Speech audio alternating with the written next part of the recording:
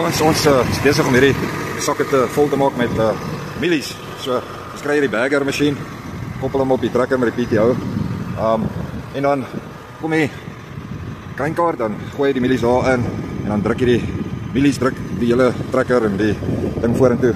En dan check ek maar net hierso hoe vol tension hy is. Hierso sê hy met maximum 11 inches wees, dan check ek nou maar net. Daar sê daarom nog alright. So, ek hou hom maar net dop. Check maar net dat hy regvul en ja, so 'n sak hou 18.000 bushel, so omtrent so 300 voet lank. Baie interessant.